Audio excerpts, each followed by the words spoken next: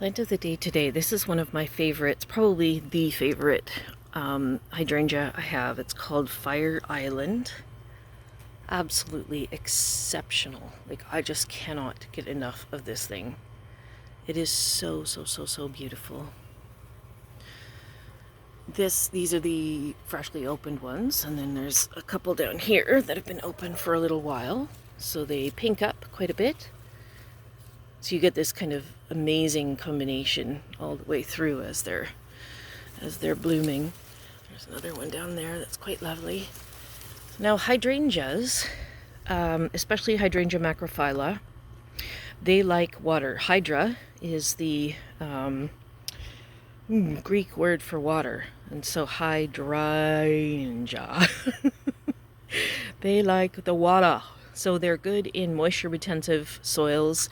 They're not happy with dry or thin soil. They need a lot of nutrition, I think, to do really well.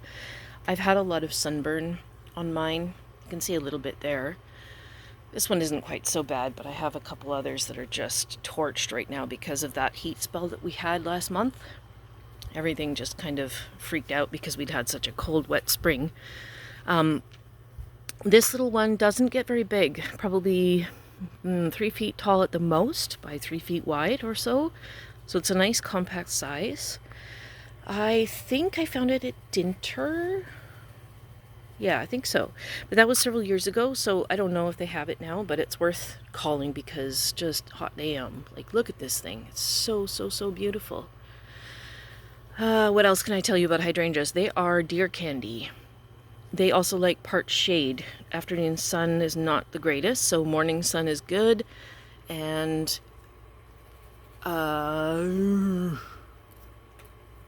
they make good cut flowers. They also make good dried flower arrangements.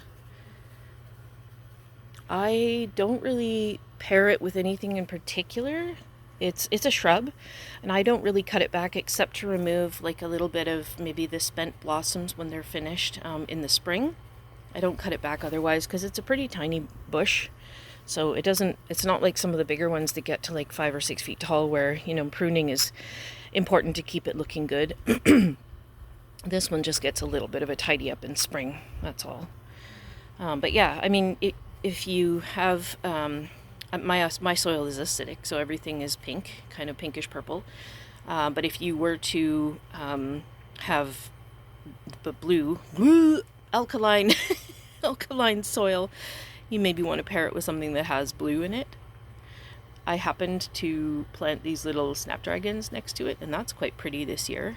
But it really doesn't matter. I mean, they're pretty with everything, right?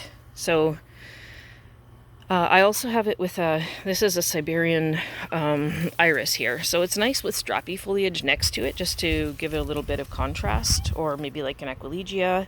That's columbine there. Something that just offers contrast in texture for foliage. That's always nice. So that is Hydrangea macrophylla Fire Island.